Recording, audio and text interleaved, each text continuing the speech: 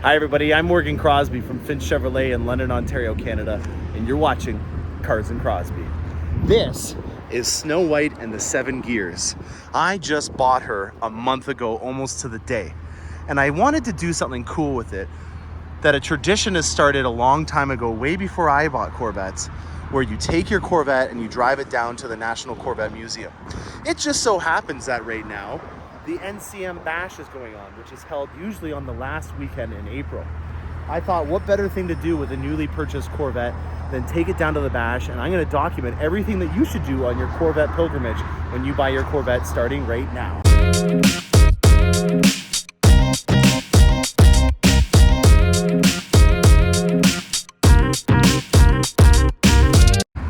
All right, epic road trip is about to begin.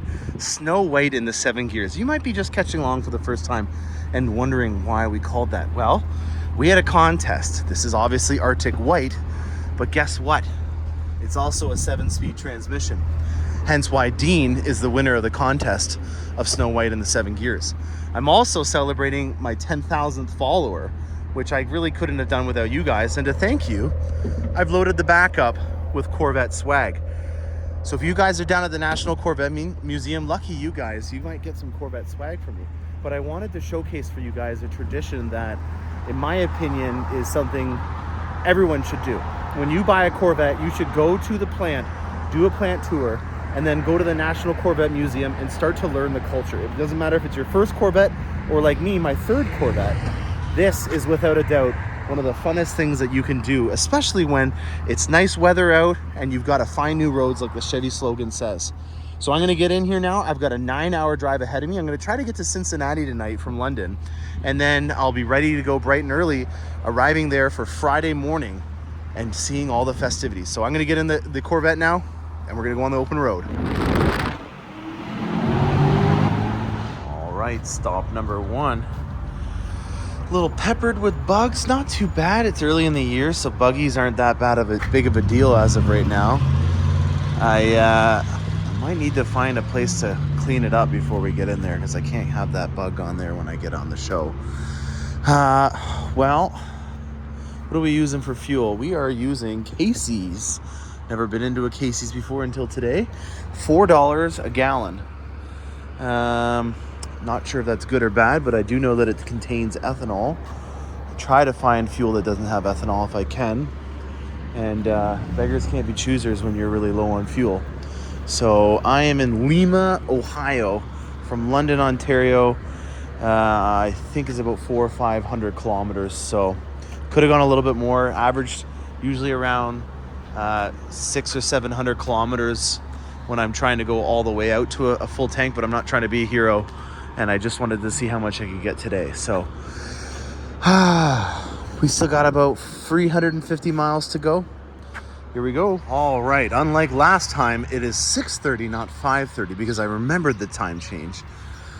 And boys and girls, do I have a story for you. The Ontario Gaming Commission's saying is know your limit, stay within it. And that was my credo last night. There was a huge rainstorm that came through. And it appeared that like a diesel truck or something like that carrying fuel had crashed. And there was diesel fuel all over the highway. And with this thing having huge wide tires, I basically hit an oil slick. And it was very terrifying at like 2 in the morning.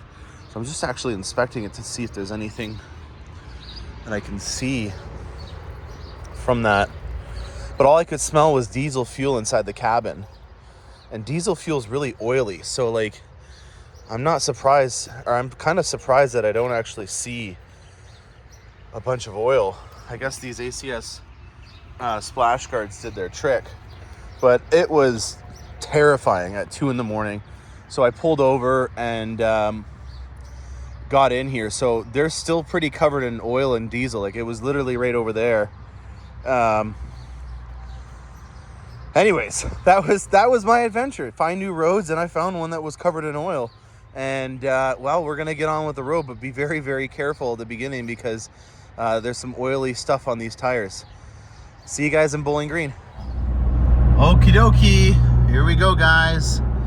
There is the Bowling Green production facility. And that is a Bowling Green exit sign. And that is my odometer reading.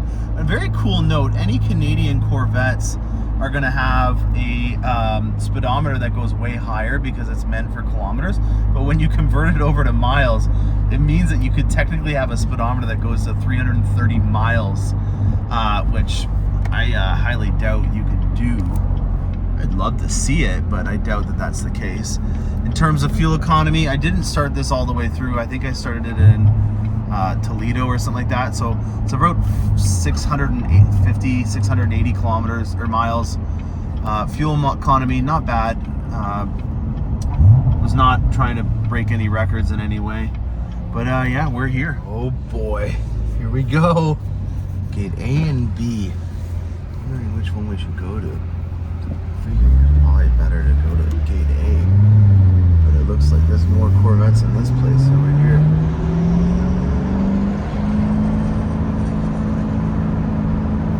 All right, I'm here. It's a little overcast, but that's fine. We're gonna let this rain on our parade. We've got the Cunningham Corvette over here, which we saw in Carlisle. A 70th anniversary, done in black. Actually, not just any black, the carbon flash metallic. I really dig the ceramic accents that are on this interior. Let's see if this is unlocked. Oh, it is unlocked. The ceramic accents that are on here, I hope that they use that leather on future color packages. I like the lighter interiors. On my Escalade, I had a Whisper beige interior, and I think that lighter interiors always do a good job at making them look lighter. What do we got over here? This is, actually, I just noticed this. The inserts are different on this than they are on the Z06. See that? The bolsters, oh, you know why? This is a competition seat, which would make sense because it's an aero package, but the bolsters with the ceramic accents are different than the inserts on this non-competition seat over here.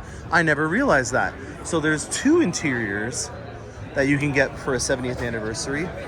And I like the ceramic accents. I hope that they bring that leather color around to other vehicles in the future. But this is what I'm here for, guys. The new colors on real Corvettes in real world situations. This is why I like doing this, guys. So we have ceramic. Sorry, not ceramic. We have Cacti. This is a pastel, and I'm getting a lot of vibes from my ceramic matrix gray in particular on this. And the reason why I say that is because it's not really easy to be able to identify what it is in terms of looking at it in different kinds of lighting situations, such as this compared to now. It changes colors, and that to me is one of the things that I enjoyed most. My color of the ceramic matrix gray was a conversation starter, and I really think that Cacti is going to be a conversation starter as well. I think a lot of people are going to say, well, what is this? What's the color? Is it green? Is it an off kind of color? I have no idea, but I think that that's kind of the fun of it. What kind of vibes does it give me? I kind of am reminded of Black Rose Metallic, or not so much the caffeine color. The caffeine color, I think, is going to be in a league of its own in terms of how it pans out in a legacy. I don't think it's like a Zeus Bronze where they're not going to, use it or have it, and then it's going to become a cult following. This is kind of different. It's very, I don't want to say this derogatory way, but a very hipster kind of cool color. And then this is Artemis. So Artemis is a 3LT color. You can only get it on the 3LT option. And again, first look at it. It looks kind of like a color that we have on a Platinum Escalade called Gideon, which is this kind of grayish color. There is a hint of green in it. Not as much green. Like in terms of green, this is very subtle all around, but I am picking up a bit of green in this. I'm assuming that this is going to be a color option override with a lot of different combinations. So if you are considering to get the Artemis interior, you can do that. It doesn't have to come with the Cacti. This color is also on a Trailblazer, so it may be the case that you see it on the Trailblazer first. Let's just get a little seat in here. My first time in an E-Ray, guys, on camera. Check it out. So we've got the Z06 style Squircle steering wheel with the carbon fiber at the bottom here. This is a level 2 carbon fiber interior option. So it has the center console that's all been done. If you wear a watch on your right hand, I am very concerned about this in terms of wear and tear. So if I do ever get a E-Ray or Z06, I am not going to be doing the level 2. I'm just going to be doing the level 1 interior carbon fiber, which is right here, and right here, and then the bezels. So I'm not opting for this stuff right here because I'm just concerned about it. So the button difference for the E-Ray is right down here. Let's see if I can try to get that with my dongle. There is the button options. And we're going to go into a lot more detail about this kind of stuff in the future. But one of the biggest things that I'm trying to learn more about from the engineering perspective is the handshake that's going to happen from the LT2 to the powertrain that's running through the front here in the drive units. And the start-stop function here is going to be your best clue at how that handshake works between the ICU in the back and the drive unit in the front. You know, they're disengaged, so they're not attached to each other. So these two pieces of technology that are driving the vehicle forward have to communicate together. And one of the questions that I was asking about was, you know, how does that startup procedure happen, or a handshake as they call it? And one of the things that really helped me in conceptualizing and understanding what this is all about was that this has an auto start-stop feature, meaning that you already know how that technology works if you've been in any of the GM vehicles that we have recently, in terms of how we can start a vehicle on a dime. If you take your foot off the brakes, by the time you get your foot off the brakes, this vehicle is already started up, and I don't foresee that being any different. Oh wow, we get our first look at the back of the trunk area. Now with this being a hardtop convertible, you'll notice that there isn't the ledge like you'd have in the coupe. And then the only other area, do you guys know if the front is open? Wow, look at that. That is an expensive keychain. All right, our frunk, there is a difference on the frunk. Two actually big differences. The first difference is that there is a little bit less of a ledge. The second difference is when it comes to closing it, I've been told that it has oh wow, look at that. So that is one of the best real world solutions on the 24 model year that really helps you out. You've just finished detailing your car, you've done a nice ceramic coat, and you have a 23 or newer C8. What's gonna happen? Well, you're gonna close your car, and then you're gonna have to physically push down on the hood after you've just ceramic coated or waxed your vehicle. Now with the 24 model year, maybe because just push it down a little bit harder. So I'm just talking about how when you freshly wax your vehicle on the 23s and olders, you have to push your hand down to close the front. Mic drop. That is a real world solution that they've engineered into the 24 model year that is making you look that much cooler when you're at a car show. Do you know if that's going to be on all the models or just the E-Ray? It's going to be standard on all the model years? Wow, so not only if you have an E-Ray, you're going to get it on all the Z06 and the Stingrays as well, and I love to see that. So I'm going to tour around a little bit more. We'll see Riptide over there and Seawolf Gray. This is really great, guys. I hope you enjoy. All right, here we go.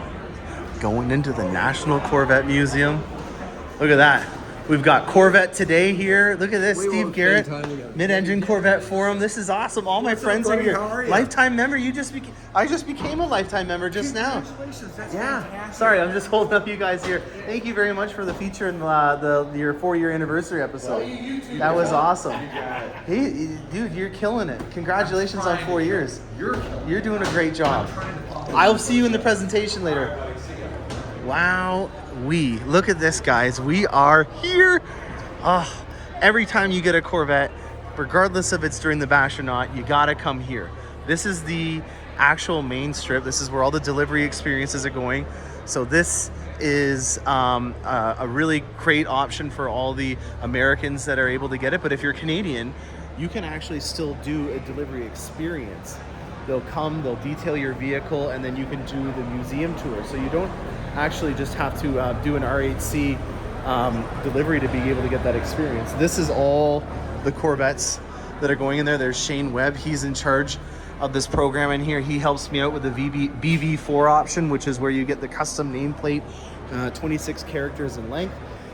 This are all the cool bricks, and I'm very excited about getting a brick down there. There's so many things that I want to talk to you guys about. It's very, very difficult to be able to understand the amount of excitement that I have when I come in here. But look at this custom plate on a Z06 in black, very nicely done. And the archives here is a really great place as well that I want to feature. Let's say that you have a Corvette that's earlier than 1981. You can come in here and you can get your window sticker and your build sheet ordered from them, and they'll mail it to you. They'll even do a job at laminating your build sheet. Anything prior to 1981, unfortunately, was burned up in a fire. And another important thing is that if you are looking for a Canadian window sticker or build sheet, unfortunately, you can't get it past what year for Canadian build sheets? What's the last year that you can do them again? The build sheets we can do all. Okay, for the window sticker. Is it 2009? 2009. Yes, 2009. So this is the place that you can go to get the build sheet and window sticker, because if you did not buy the car, there's a good chance that the individual that originally bought it is probably wanting to keep that. And so if that's the case, you can get it so that you have it for your documentation on your build sheet. Now over here is where there's going to be presentations from General Motors today. I'm excited to hear more about what's going on in the production facility. Some sad news, Kai unfortunately is retiring. I think July 31st is his last day. It sucks, but it is what it is. Sally, who is in charge of the Corvette store, she is going to help me out. There's Mike Furman, Mr. 5000, almost Mr. 6000 right there. 6,000 How many more? 80. You were 80 Corvettes away from selling 6,000 Corvettes. Another 40 days. What is your favorite part about delivering a Corvette? The enthusiasm of the It's that energy. It's contagious. You guys think that I'm just a ball of energy? It's because of you guys. And Mike would be first case of 6,000 Corvettes, Mike. And 8,000 others. And 8,000 others. Because you, Criswell Chev, obviously sell other. 14 different brands. Isn't that wild? Man, I gotta shake your hand. Lifetime member? Look at that. He's a lifetime member too. Yeah. That is insane.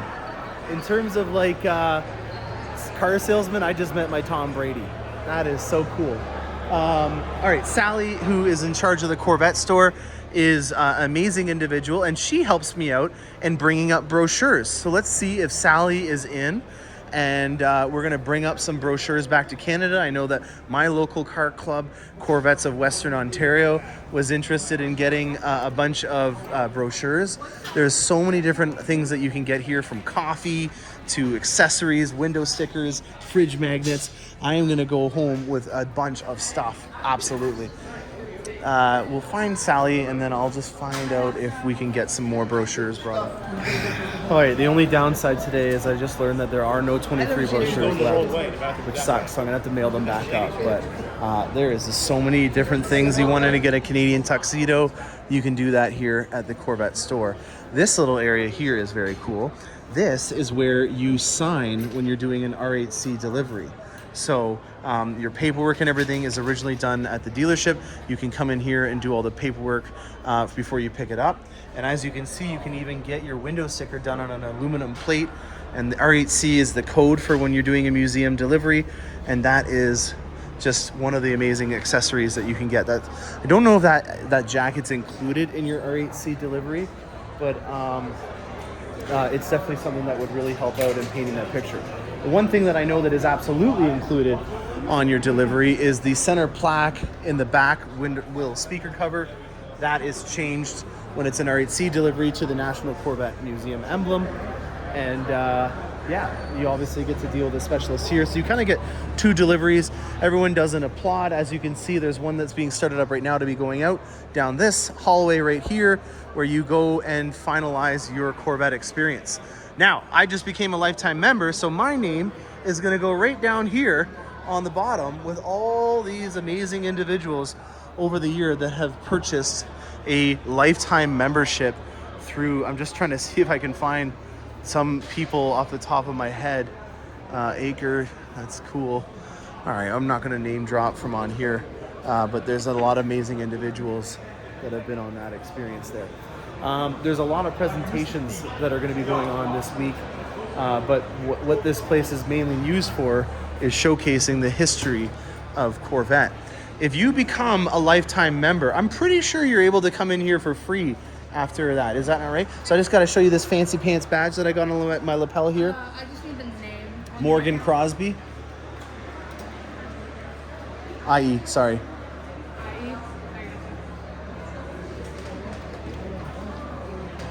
Look at that. Do I need a stamp or anything? Very cool. Awesome. Thank you very much. So every generation of Corvettes and all the history related to Corvettes is in here. I'm not going to go through the entire museum and showcase that. Where's the fun in that? I think it's only fair that you come down here and see everything that there is to know about Corvette, such as the third chassis off the line. This is a hand-built chassis. This is a really amazing piece of history. If you guys are not familiar, the Waldorf Astoria Hotel is where the Corvette was first released. They were all in the same color combination, which is white on red. It had originally an inline 6. It did not have a V8 to start off with. It wasn't until the T-Bird and a lot of other muscle cars started taking on some popularity that they decided to increase the power output and do a lot more iterations on it, which became the C2 generation. But there is an amazing amount of engineering, and one of the coolest things that I like to note about it is that your pickup truck and a Corvette up until recently had a lot in common, because that is a leaf spring suspension. Up until the C8 generation, a Corvette had a leaf spring suspension, which is one of the reasons why it had an amazing GT ride experience. So I'm not going to go into too much detail. If you want to see the rest of this, you're going to have to come here and see it for yourselves. But this is the reason why you come to the museum, is you get to see all the culture and the history that is related to Corvette all in one place. Now, another fun thing that you have at the Corvette Museum is a riding experience. So let's say that you don't want to go to the track and do the racetrack experience. Well, you can drive a C6R over here. This is a racing simulator that we have here at the museum, so you can sign up and you can compare your lap time to all the other people that have come through this amazing facility. In the front here, this is always something that's revolving around, and as of right now, we have a 60th on here. This is the only convertible from the C6 generation that had an LS7. The LS7 was such an amazing engine, naturally aspirated, 505 horsepower, and it was so much power that it would twist the frame. So they put some cross braces on this, and this was the only version that was able to be sold in a Z06 with the rag top. Sorry, I was getting multiple phone calls and it went off a video there.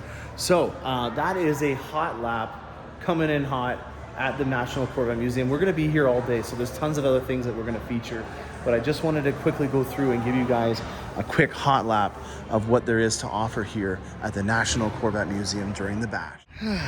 All right, guys, it's almost noon, and I need a meal. I need a real good meal to eat, and I found one right here. This, I'm gonna do a whole tour of the lot, but I wanted to showcase some fun stuff for you. This gentleman here is a fan of the channel. He watches Rick stuff, and it's kind of really amazing to be able to see so many great ideas that are passed around kind of come to a fruition and put a face to the name. There's a concrete guy that likes Corvettes. Wow. Okay, let's just pick this apart for you guys. This is a 3LT Z51 coupe in Elkhart Lake Blue, and we've got a lot of really cool accessories. So we've got the 5VM kit on here, which I really enjoy the fact that he's lined the front splitter edges and everything with the Twilight Blue. Sorry, Twilight Blue is the darker one. This is Tension Blue on the inserts and stuff like that. So he's lined Tension Blue on the accents here. I'm real big into the transparent top, with me now having a C7 that has it, and this is a really, really smart design. There's a couple of things in particular that are contributing, that are that are upgrades that you wouldn't even realize that they're upgrades. It's almost like this should have been done from the factory, not to make a hit on them, but this is one in particular. I'm all about fluidity and continuation of a design, and when you take a step back and you look at this vehicle, one of the reasons why I like wrapping the tops and stuff like that is to continue on that design. And when you have a transparent top, it makes the center point. I'm just looking for something for an example here, but see how on the A-pillars of this with the carbon fiber top here, not to rip on this guy, but it doesn't have a continuation. And to have that flow, Actually, perfect example, there's a C7 right there that has the same example. He's painted this little area right here to continue the A-pillars up to the back of the vehicle. Now, if that wasn't cool in terms of a really awesome thing, like Rick Conti, he's done a very cool homage to Taj there. And then also on the back here, I think I saw a Taj thing as well. But look at all these signatures. These are all the people that are involved in making, designing, engineering, and producing the C8. There's Taj right there.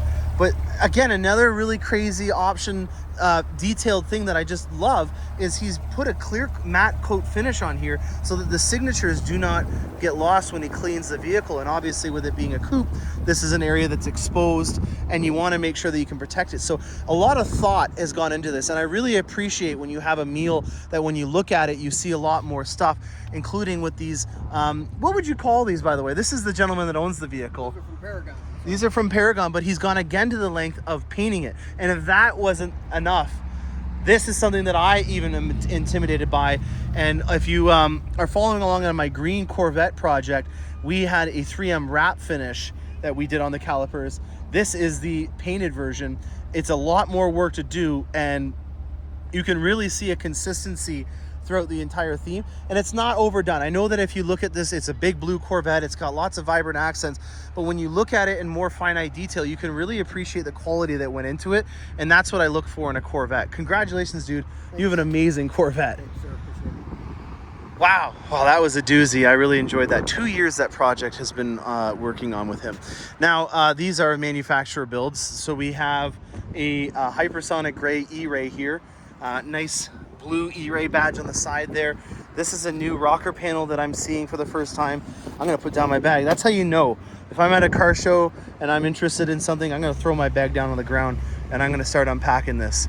So this is a captured test fleet vehicle. This means that this is a vehicle that they are doing a lot of work on and being able to record and document if there's an issue that they see. I can just tell right away that they've been doing a lot of spirited driving and experimentation, if you want to call it, with this, and there's nothing wrong with that. This here has an EX in the VIN number, which means that they are not going to keep this and resell it. They will eventually crush and destroy this vehicle, so they're going to get the most out of this vehicle. And well, I'm liking it so far. We're going to get back to this in the future, but the body color to match accents is something that's becoming recognizable with the E-Ray in particular. Something that I really don't enjoy doing. I really enjoy the contrast that comes from all the accents using carbon flash metallic. I don't know if that's going to become the namesake for recognizing if it's an E-Ray, but I dig the color. Let's start with that. The chrome accents, it's doable on this. This is a new thing for the E-Ray. It's a little bit more of a detailed, intricate Stingray than what you have on a regular one. And then ceramic brakes. Let's just get this news flash out of the way right now. There is no way of being able to take the ceramic brake option off of an E-Ray. It is not something that you're going to be able to take off. I've asked enough people and they've all told me that. And it's if you're wanting a track variant vehicle, then that's what the Z06 is for. The amount of mass that's involved with this battery system is something that they needed to offset, and doing it on something that rotates through inertia, unsprung mass is a really, really efficient way of being able to make the vehicle a lot more light and nimble. And we'll go into this a lot more in detail because I want to continue on with all the vehicles that are here. But just to address it right up front, you're not going to see a steel brake option for the E-Ray at all, ever. Again, iconic, I guess you can say, in terms of recognizing it from a distance. The rear outlets for the cooling system for the transmission and the differential are in the back there. That's already becoming recognizable. The boomerangs are now become the wishbones on these, and we've got ourselves a pretty dang close color combination. I think it's close enough to make it work. We've got edge yellow here on your accelerate yellow, a little bit more green in the paint than on the edge. Would suggest that you do the yellow stitching like you see over here if I was going to have the yellow. But hypersonic gray is a really great nice platform for you to be able to have a vibrant, fun option. So yellow seatbelts and yellow stitching is on there, and then you can also see the little button there that they use to record stuff. So if they feel something in the suspension when they're doing a $120 on a racetrack, they press that and it'll record 30 seconds in the past and 30 seconds in the future, so that the engineering team, after they're done their experimentation, would love to do that job. They can then go and say, hey, this I want to address. This is something that I recorded and captured that I want to talk more about. I don't mind these rocker panels. I think that it's kind of nice that it does scoop in a bit, especially for when you're going to get in and out of the vehicle. So from an ergonomic perspective, I am quite enjoying that. I also like the idea of these having T15s in them, so that you can adjust these winglets in the back here if you wanted a little bit more of a prominent, aggressive aero package on your vehicle. So for the E-Ray people out there is going to be some fun variations. My main concern is always trying to make these things look iconic and recognizable, and you know, every single trim variant of the Corvette always has something that, in my opinion, makes it look like that specific style. The sleekness is definitely the style of the Stingray in terms of how it conforms. The E-Ray, I'm still not gonna put a name on it, but for an easy one, you know, right up here, the Z06. Look at this 2-post aero package, and right away you can tell that that's a Z06. So that's one of the things that I think I'm trying to subconsciously theme for today is, you know, when I'm making a Corvette or designing it or helping someone in making one and it's a specific trim level, I always want to make sure that you can recognize what it is based on the design of it. And so for me, at first I was a little intimidated by this with the ergonomics of getting stuff in and out of the back of the trunk. But I think that if you're going to get a Z06, whether it be the aero package or an aftermarket one, a high wing option, in my opinion, is really going to set it apart from the rest of the vehicles out there. So if you're wanting to make it look special, I'm putting my name on it. I think that the high wing option is the way to go. I still think that Harlan has the best description of what the E-Ray is, which is a Swiss Army knife. I hope that I'm able to talk to Harlan and to go over you know, his chain of thoughts a lot more in detail. Let's just continue on. I think that natural dipped is a really great exterior color. This is on Shadow Gray, which is a discontinued color. We don't make this anymore, so this would be a 2021. We have a standard sterling silver trident spoke wheel on there.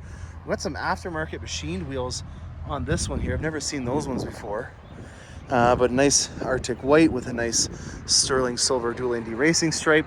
Got a nice pace car edition right over there. Again, hypersonic gray, absolutely love it. And it's beside a silver flare, which even on an overcast day still has a bit of a nice orangey gold hue to it.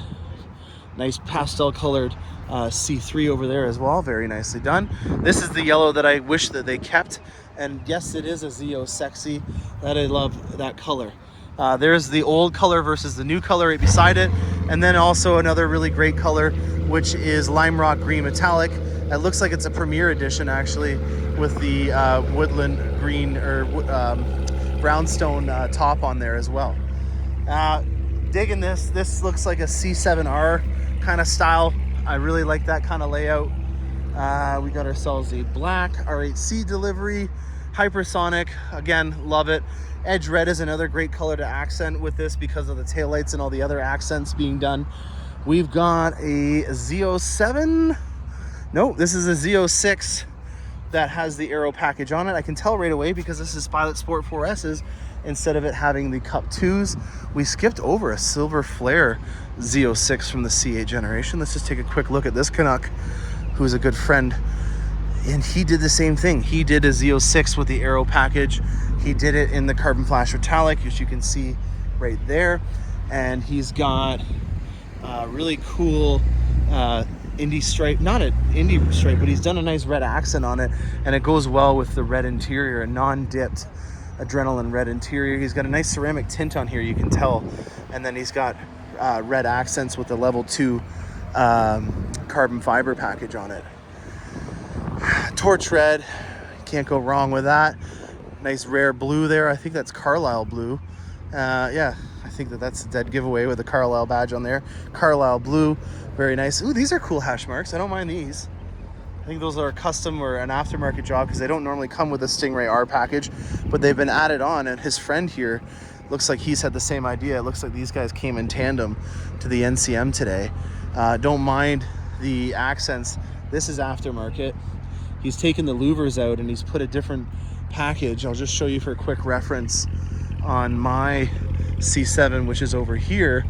This is what the louvers look like from the factory, and then he's gone out and modified it a bit. Oh wow, that's a nice that's a ZR1 Lotus built top end, I think. Look at this. We just had a C4 come through the dealership. Pretty sure this is a ZR1. Yeah, it is a ZR1. These things are a wild child. Mercury Marine helped develop these. One of the fastest vehicles in that time frame, even faster than the Ferraris. See, this is what the original hash marks from the factory, or the that are an LPO RPA option. Nice that he's matched the edge red calipers with the edge red from the hash marks that are on here. These are not from the factory, but I do kind of like them, and they kind of go well with the Stingray R package. So nice subtle accents that are done on this one.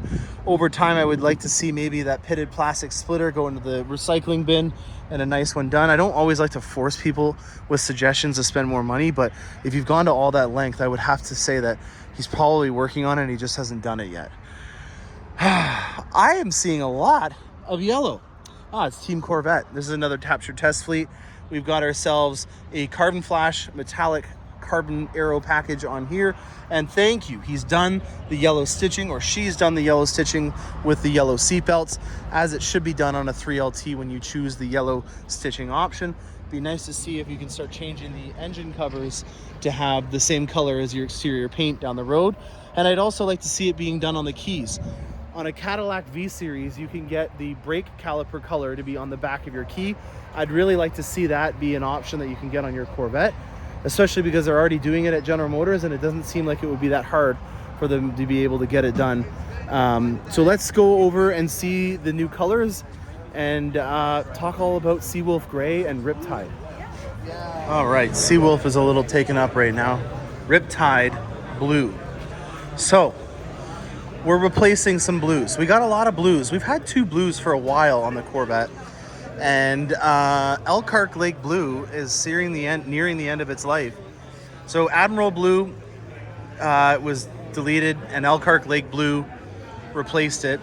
Elkhart Lake Blue was for the tail end of the C7 generation and has been with the C8 generation from its beginning, and we're saying goodbye to it.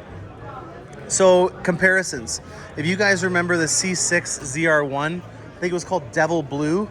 This reminds me of Devil Blue. It's a little bit lighter. I don't know if I can see any Elkharts in front of us. I wish we had an Elkhart here to compare it to. There's an Elkhart way over there. Elkhart is darker. So this is a lighter, more vibrant kind of blue. You know what? I'm throwing the bag down. That's the new call sign when I'm going to go into detail. All right. So it's kind of an overcast day in terms of lighting. It does have a lot of metal flake, but it looks like it's almost like a dark blue metal flake. So it's very dark in tone on here. And, with it being a metallic color, you can obviously see a lot of travel in the paint. These colors that are lighter do, in my opinion, a really good job at accenting the Corvettes. So in my opinion, anything that's a lighter blue is going to do well. Right off the bat, you can see that the Sky Cool Gray seats, which were really popular with Elkhart Lake Blue, are also going to do really well. You're going to see some chrome accents that will as well be a really great thing to complement it with. So, right in this shot right here, you can see chrome accents are going to do quite well with making it pop, as you can see on the wheels. But more importantly, for all those people that are taking the black accent theme option, you'll see that, in my opinion, it does really good with the black as well, because both of them are metallic. Again, the big things to note with this is it's going to be lighter than Elkhart Lake Blue. It does have a lot of blue in the metallic flakes that are in it. And another cool thing that I just learned about the E-Ray is how you can put it into either shuttle mode or stealth mode. So actually, you know what? I might be able to, if I'm lucky enough, Can I quickly get the keys inside of it to show the stealth mode? Is it? It's not. If it's not possible, it's fine. Anyways, I'm just gonna show you what it looks like, and you can just imagine it doing it. So once you're inside the Corvette, what you're gonna do is you're gonna put your foot on the brake, and then you're gonna use the mode selector, and you're gonna turn it to the left, and you're gonna see on the DIC this pop up, and then you can choose either stealth, or you can choose shuttle or normal mode. The stealth mode is gonna be a mode that you can get out of your neighborhood with, not having to obviously fire up the LT2 behind it.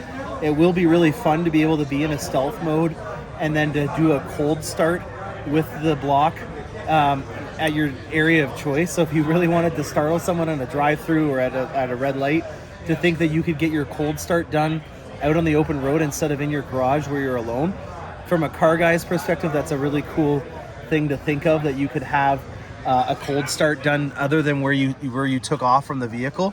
And then for us Canucks that are up north, a shuttle mode is going to be a really great option for if you're in your garage and you're trying to maneuver around a vehicle that's inside of there, and you just want to shuttle around a vehicle and not fire up the powertrain. It's not a good idea to just quickly start a vehicle up, drive it for a few seconds, and then store it, especially if it's for a long-term period. So shuttle mode in particular is going to be a really great option to allow us to have it stored. There's still so many questions that I have, even while I'm just saying this, thinking about shuttling around a vehicle in the storage. I'm wondering what the battery situation will be like for people that want to store their Corvettes over the winter. So that's something that I wanted to look in getting an answer for. We're about to do a presentation, and that is your first look at Riptide Blue Metallic. So it does really well with chrome. I think it's going to be nice as a lighter color, more of an electric blue as well, especially with this being an E-Ray. I think that's going to be a popular option.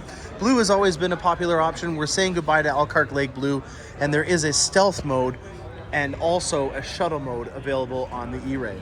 Beautiful mid-engine New York license plate over there. See this, guys? That guy gets it. This guy is learning all about his Corvette here. Isn't that amazing? Just to be coming down to a factory and getting your Corvette built and then learning all about it at the museum. That's what it's all about, guys. I love it. And another tradition at Corvette Museum, when you get your NCM delivery, look at this. He's even flaring it with taking the top off. There's an applaud from everybody. This is a Z06. And he's gonna go down the tunnel now. The owner does not, unfortunately, get to be able to drive it. One of the delivery specialists does. But he goes down the tunnel and you enjoy the ride. How cool is that, guys? Well, there is the complete Seawolf Gray. We'll go outside and see it again after, but right now we're about to see Taj and Harlan and the Corvette team do their presentation. So I'm excited to see what kind of announcements. Yesterday we learned that Kai is stepping down as the plant director, and there's a new individual that is from the battery integration department. I don't know exactly who it is right now, but we learned about who the new person is today. Hopefully there's some exciting announcements about the 24 model year that are going to happen right now. Okay, just got out of the announcements and presentations by Kai, Taj, Harlan, and this is what you guys were asking about, and they have delivered. There is a transparent engine cover now for the hardtop, and it is an engine accessory from the factory that they're going to install on the vehicle for you. It has quite a bit of thickness on it. It feels like it's made out of an acrylic, and I do know that from an engineering perspective, they were trying to make sure that the heat sink on this was as good for when you have it turned off after you drive, to make sure that it stays cool and it doesn't lose its warranty based on that. Now, Seawolf Gray. This is the last color. We're going to drop the bag and we're going to unpack this. This is a new color, and it looks like it's a pastel, but this has actually got some gold flake in it. So we've had a lot of grays on Corvettes. You know, just going back in the past 5 grays, we've had Cyber Gray, we've had Shark Gray, then we went to Watkins Glen Gray, almost gave you guys the bird there. Then we went to Shadow Gray, and now we're on Hypersonic Gray, and now we have Seawolf Gray. So I had a Watkins Glen Gray C7. I've had Argent Silver Escalade Vs. I've had tons of different ones, Satin Steel, and maybe even some other ones in the future. Nudge, nudge. I'm very interested in Seawolf Gray. It is almost like a navy kind of style color, like that you would see on a warship. I kind of like that Seawolf kind of component to it. I feel like that is maybe where they were going with this in terms of making it like a navy kind of gray color. It definitely is going to be a color that's going to blend in with the background and surroundings on the roads. If you're looking for more of an inconspicuous color, if you're looking for something that's going to be under the radar and subtle, I really think that this is going to do the trick in terms of giving it that sinister, stealthy look. As you can see right away, black accents is going to be a really big win. You can also see exposed carbon fiber is going to be a really great accent. This is going to be a very subtle car that you can set the tone with and then put vibrant accents on. So we've got a natural two-tone GT2 seat there, and I feel like this is really going to do well with some vibrant, fun accents, especially a dipped interior. I feel like that's going to do a really good job on this, where you have some vibrant, fun colors that are going to come through on the dash. Having some colorful calipers on here is also going to be doing a really good job. And yeah, so, you know, 2 colors are very subtle, is the Cacti and the Seawolf Gray. And then we have a more vibrant blue color over there. You know what? There's some paint chips that are actually just going to become available. So I'm going to quickly go in and grab those, and we'll go back out to see this more in the cutaway. All right, I thought it was going to be some of the new colors, but it's actually the older colors. So not a bad gig. But here is Seawolf Gray in the flesh on an E-Ray, and you can tell right away it's an E-Ray because of the very thin 5-spoke wheels. There are new wheels coming. We've got a friend to the channel over here, the gentleman that won the longest drive to our Finch Corvette takeover from last time. We got Mr. Doyle here, and what do you think of Seawolf Gray? We obviously want to make sure that we can document these colors as much as possible. It's got the metallic in it. So I don't think most people realize that. I think that's the biggest thing that I would take away from this. I am enthralled with the Riptide. Yeah, That's Riptide. got the metallic in it. RIP to the Elkhart, but the Riptide's going to be... This kind of reminds me of Devil Blue from the C6 ZR1. It's kind of got that nice electric kind of vibrant blue. See it like halfway between the Elkhart and the Rapid Blue. Yeah, and this is in a dark interior, guys. Well, they've got the one on the side. But yeah, it's great, and I'm just glad that I got to see it in a full vehicle. I feel like this is going to be something that you can do some fun accents and stuff on the inside with. And yeah, lots of things that we learned here. Well, that's awesome that we got to see a friend of the channel here. All right, so let's go back to the cutaway outside, and then we're going to start wrapping up this episode because it's getting quite long. But if you weren't down here, this is the best way for you to be able to get an idea of what goes on. And if you have a Corvette and you haven't driven to the National Corvette Museum, what is stopping you? All right, setting the bag down. Let's go through this. There is the 1.9 kilowatt regenerative battery lithium ion unit. This, they call it the res. It's a reservoir, basically. Think of this as a booster, you know, that assists in the vehicle that you can then regen and charge up on the go. It does not have a plug-in in any way. It's something that there's going to be a button on the side here to make it a little bit more aggressive in how it regenerates. But the drive units are right here. So this is what powers the E-Ray right here. It's actually like a really cool anodized blue. And we've got a lot of cooling systems that have been added on to be able to protect that new battery unit and the drive unit. And those cooling systems are right here. So we've got some evap coolers and heat exchangers that have been added on to the E-Ray. So if you guys know what the front end of the Z06 looks like, you've got that new open-ended rad right here. This is the same kind of program here, but this actually has more radiators than even the Z06. And that is to make sure that the drive unit, which has an 8-year warranty for 100,000 miles, is covered. Another thing is we have an improvement on the all seasons. This is now the all season 4 plus. So this is how you're going to be able to have those amazing driving experiences in winter and all weather. These are sipes. So sipes are a specific tread pattern that allows you to be able to filter and shoot out water and precipitation and snow. So this is all geared towards making it so that the contact on the road in the center is as much as possible, and that they're taking all the precipitation and moving it away.